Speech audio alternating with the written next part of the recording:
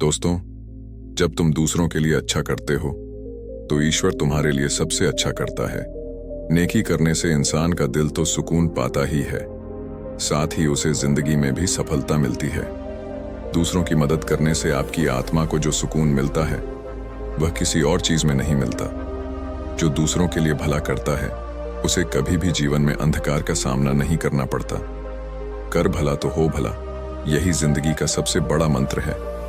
दूसरों की मदद करने से न केवल उनका भला होता है बल्कि आपका भी भाग्य चमकता है। नेकी का असर समय से पहले और अधिक मात्रा में लौटता है। जीवन में सच्ची खुशी और संतोष तभी मिलता है जब हम दूसरों की भलाई के लिए कार्य करते हैं। भला कार्य करने से आपका आत्मविश्वास बढ़ता है और आप खुद को अधिक सक्षम महसूस करते हैं। जब आप दूसरों की मदद करते हैं तो आप खुद ही ईश्वर के करीब पहुंच जाते हैं। दोस्तों, यह कहानी बड़ी ही शिक्षाप्रद, महत्वपूर्ण और ज्ञानवर्धक है। मेरा आपसे निवेदन है कि कहानी अंत तक हमारे साथ बने रहना। नमस्कार दोस्तों, मोटिवेट माइंडसेट 2.0 यूट्यूब चैनल में आपका दिल से स्वागत है। एक समय की बात है, एक महान तपस्वी अपने आश्रम में रहते थे। एक बार महात्मा के शिष्य आनंद ने उनसे पूछा, गुरुदेव, जीवन में सच्चे धर्म का क्या मतलब होता है और कर भला तो हो भला का क्या तात्पर्य है? तब महात्मा कहते हैं, मतलब यही है कि तुम जो करो उसमें दूसरों का हित होना चाहिए। और महात्मा ने कहा कि चलो, इसका मतलब मैं तुम्हें एक कहानी के माध्यम से समझाता हूं। किसी राज्य में एक नवविवाहिता शादीशुदा पति पत्नी रहते थे। वह दोनों एक छोटे से घर में रहते थे।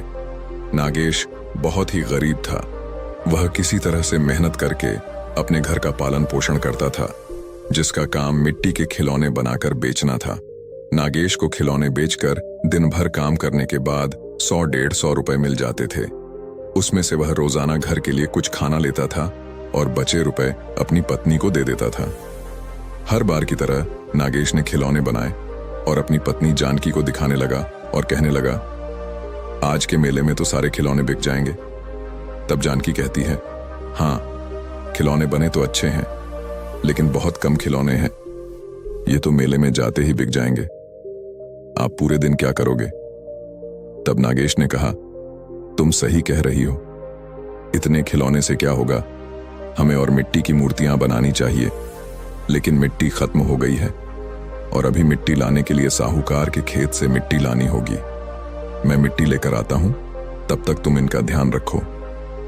तब जानकी कहती है, साहूकार के पास क्यों, यही पास से ले आओ। नागेश कहता है, साहूकार के खेत की मिट्टी से खिलौने चिकने और काफी अच्छे बनते हैं। उनके खेत की मिट्टी काली है। तब जानकी ने कहा, ठीक है, जाकर जल्दी आना और उसके साथ काम करने मत बैठ जाना।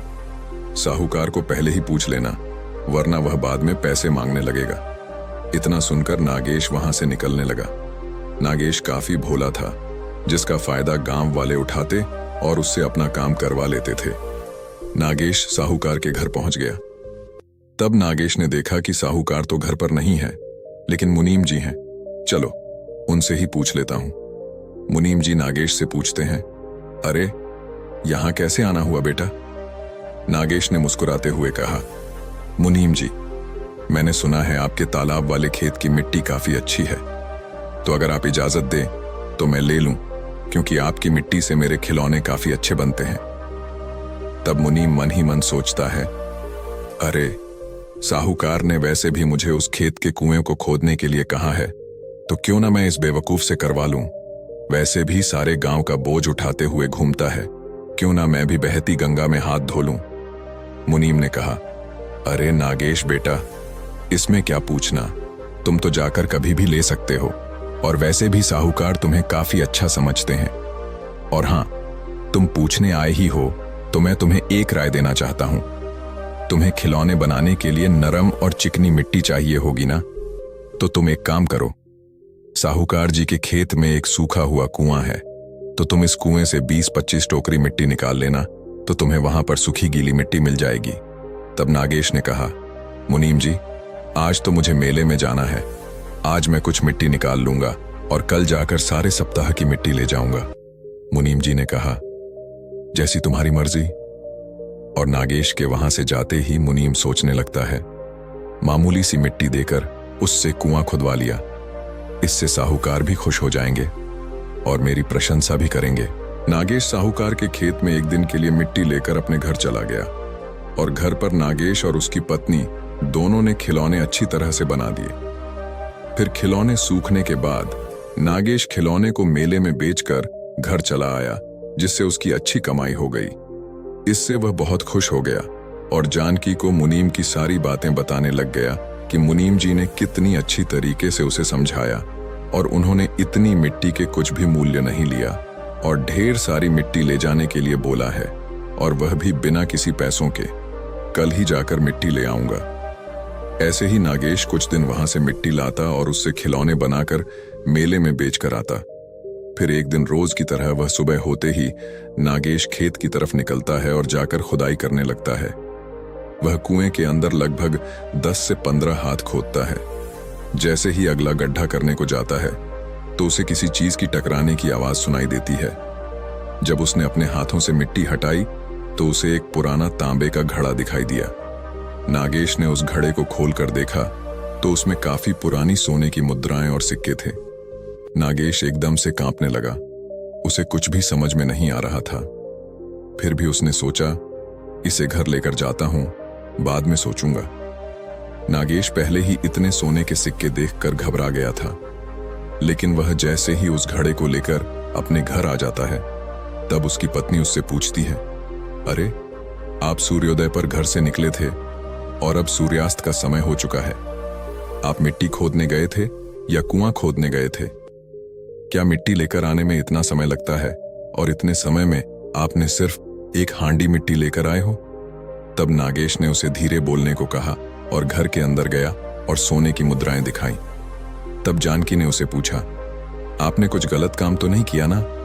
तब नागेश ने हंसते मुस्कुराते हुए कहा, अरे मेरी बात तो सुन। जब मैं साहूकार के खेत में गया तो मुझे कुएं से मिट्टी निकालने को कहा था, लेकिन जब मैं उस कुएं को खोदा तो मुझे यह घड़ा मिला जिसमें यह सोने के सिक्के थे। तब जानकी पूछती है, अच्छा हुआ आप इसे घर लेकर आए और आपने कहीं किसी से इसके बारे में कुछ कहा तो नहीं? इतने सारे पैसों से तो हम अमीर हो जाएंगे, हमारी स्थिति सुधर जाएगी और फिर आपको खिलौने बेचने नहीं जाना पड़ेगा। तब नागेश ने गुस्से से कहा, नहीं, यह तुम क्या कह रही हो? ये सोने के सिक्के हमारे नहीं हैं, तो इन पर हमारा कोई हक नहीं है। जानकी कहती है, हम क्यों नहीं ले सकते ये मोहरे? नागेश कहता है, माना सारे गांव वाले मुझे बेवकूफ समझते हैं, लेकिन मुझे इतनी समझ है कि अगर इस बात का पता साहूकार जी को लगा तो हमें जेल जरूर जाना पड़ेगा, और वैसे भी इनका हकदार तो साहूकार ही है। मैं कल ही जाकर साहूकार को यह सारा धन देकर सब बता दूंगा और सिक्के उन्हें दे दूंगा। जानकी ने कहा, ठीक है, आप जाकर स्नान कर लो, मैं तब तक इन्हें छुपा कर रख देती हूं। जानकी मन ही मन सोचती है, यह आदमी तो इतना ईमानदार है, अगर मैं इसके सामने एक भी सिक्का लूं तो चिल्ला पड़ेगा। क्यों ना मैं ही कुछ सिक्के निकाल के रख लूं। और वह कुछ सिक्के निकाल कर रख लेती है। नागेश वह घड़ा लेकर कुछ ही देर बाद साहूकार के घर निकल जाता है। तब साहूकार घर पर नहीं थे, लेकिन मुनीम उसके घर पर ही था। तब वह नागेश के हाथ में घड़ा देखकर उसे पूछता है, अरे बेटा, क्या हुआ? मिट्टी चाहिए क्या? तो वही कुएं से ले आओ। तब नागेश कहता है, नहीं मुनीम जी, मैंने मिट्टी कल ही ले ली और मुझे कल मिट्टी खोदते समय यह घड़ा मिला है जिसमें मुझे यह सोने के सिक्के मिले हैं। तब मुनीम हैरान हो गया और सारा वाक्य सुनने लगा। उसे तो विश्वास ही नहीं हो रहा था। तब नागेश कहता है, मुझे यह घड़ा साहूकार जी को देना है, मगर वह तो घर पर नहीं है। लेकिन अच्छा हुआ मुनीम जी, मुझे आप ही मिल गए। आप ये घड़ा ले लो और साहूकार जी को दे देना। मुनीम कहता है, हाँ बिल्कुल, मैं यह साहूकार जी को दे दूंगा, ये तो मेरा फर्ज है। और हाँ, इसके बारे में तुम किसी भी गांव वाले से मत कहना और किधर भी इसका जिक्र मत करना। तुम तो बड़े ईमानदार हो। अब तुम जाओ, मैं यह घड़ा सेठ जी को जरूर दे दूंगा। सोने के सिक्के से भरा घड़ा देकर नागेश वहां से निकल जाता है। तभी मुनीम सोचता है, मेरी अक्ल क्या घास चरने गई है जो मैं यह सब कुछ साहूकार को दे दूंगा। अगर मैं यह सब साहूकार को दे दूंगा तो मेरे पास क्या ही बचेगा। इतने दिन काम करके भी मुनीम ही बना रहा हूं। अब मैं भी इसे अपने पास रख लूंगा और साहूकार के जैसा सब कुछ खरीद लूंगा। घर, खेत, गाड़ी, बंगला सब खरीद लूंगा और गांव का सेठ बन जाऊंगा। और किसी को कुछ पता चलने से पहले ही उस बेवकूफ नागेश को फंसा दूंगा। वैसे भी उसकी बात का कोई यकीन नहीं करता। उसे फंसाकर मैं इससे मुक्त हो जाऊंगा। वाह, क्या दिमाग पाया है मैंने। अगले दिन उधर भोला नागेश अपना रोज की तरह खिलौने बेचने जा रहा था और जाते वक्त अपनी पत्नी जानकी से कहने लगता है, आज रात को देर हो सकती है। जब तक सारे खिलौने नहीं बिकते मैं नहीं आ पाऊंगा। जानकी भी कहती है, पता है आपकी ईमानदारी का फल आपको जल्दी ही मिलेगा। इतनी मेहनत से बने खिलौने जल्दी बिक जाएंगे और मैं भी घर के काम करके खाना बना लूंगी। इतने में मुनीम साहूकार को लेकर नागेश के घर आता है और उसी पर इल्जाम लगाने लगता है, मैं कल इसे आपके खेत में से कुछ ले जाते हुए देखा है। जब मैं इसके पीछे आया तो मुझे इसके आंगन में से एक सोने की मुद्रा मिली। इसका साफ साफ मतलब है कि इसे जरूर हमारे खेत में से कुछ मिला है और इन दोनों को कल बात करते हुए सुना था। अब इनके घर की तलाशी लेनी चाहिए। मुनीम ने सिपाही को बुलाया। तब जानकी डरने लगी और तलाशी से मना कर रही थी। तब नागेश ने सारी घटना साहूकार जी को सुनाई और कहा, जब मैं आपके खेत के कुएं में खुदाई कर रहा था तब मुझे सोने के सिक्के मिले तो थे और मैंने वह सिक्के मुनीम जी को लाकर दिए थे। साहूकार को मुनीम पर भरोसा था, इसलिए उसने मुनीम की बात को ही सच माना था। और नागेश ने कहा कि मैं तुम्हारे घर की तलाशी लेना चाहता हूं। नागेश कहता है, क्यों नहीं, आप जरूर मेरे घर की तलाशी ले सकते हैं, क्योंकि मुझे जो मिला था मैंने वह मुनीम जी को लाकर दिया था और आपको देने के लिए भी कहा था। मुझे किसी बात का डर नहीं है। आप बेझिझक मेरे घर की तलाशी ले सकते हैं। जानकी के मना करने पर मुनीम कहता है, जरूर सोने की मोहरों के साथ साथ इन्हें और कुछ भी मिला होगा, इसलिए तो यह हमें रोक रही है। फिर उन्होंने तलाशी ली। तलाशी के बाद जब सोने की कुछ मोहरें मिलती हैं तब नागेश को कुछ समझ नहीं आता है और सिपाही उनसे पूछते हैं, क्यों, तुमने तो सारे सिक्के मुनीम जी को दे दिए थे, अब यह कहां से आए, जबकि तुम दावा कर रहे हो कि सिक्के तुमने मुनीम जी को ही दिए हैं। अब यह कहां से आए, जरा बता सकते हो। नागेश ने साहूकार जी से कहा, आप मेरी बातों का यकीन कीजिए, मैंने कल ही मुनीम जी को सारी मुद्राएं दे दी हैं। साहूकार ने नागेश से पूछा, जब तुमने सब कुछ मुनीम जी को दे दिया था तो यह कहां से आया, सीधे सीधे बताओ, वरना सिपाही तुम्हें कारागार में जरूर डाल देंगे। डर के मारे नागेश रोने लगा।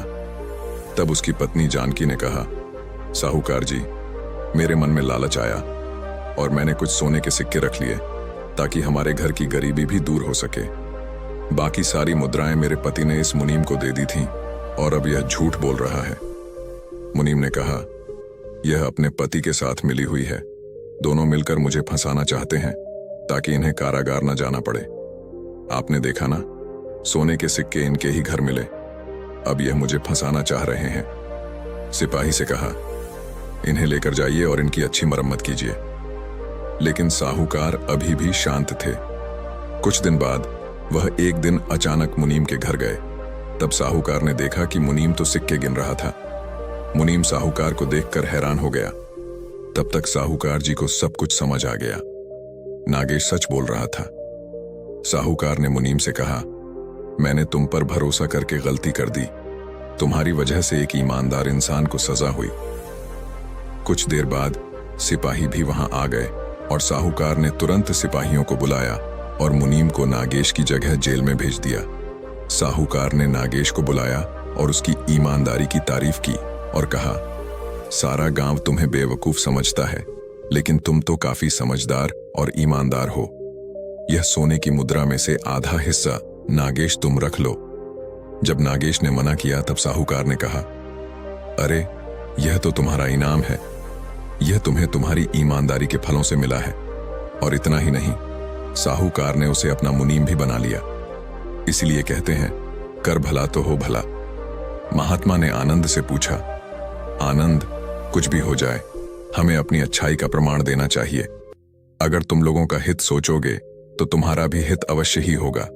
और हां, हर मनुष्य को नागेश की तरह सोचना चाहिए, न कि उस मुनीम की तरह। इस पर आनंद ने पूछा, लेकिन गुरुदेव, अगर दूसरों का भला हमारे लिए नुकसानदायक हो तो? महात्मा ने मुस्कुराते हुए कहा, आनंद, जो लोग हमारे लिए बुरा चाहते हैं उनके लिए हमें भी बुरा नहीं सोचना चाहिए, बल्कि हमें उन्हें समझने की कोशिश करनी चाहिए और उन्हें सहायता देनी चाहिए। तो दोस्तों, कैसी लगी आपको यह कहानी? उम्मीद करते हैं अच्छी लगी हो। आपने इस कहानी से क्या सीखा, हमें कमेंट करके जरूर बताइएगा। और दोस्तों, वीडियो को लाइक करके चैनल को सब्सक्राइब जरूर से कर लीजिएगा, क्योंकि इसी तरह की प्रेरणादायक कहानी आपको हमारे चैनल पर देखने को मिलती रहेगी।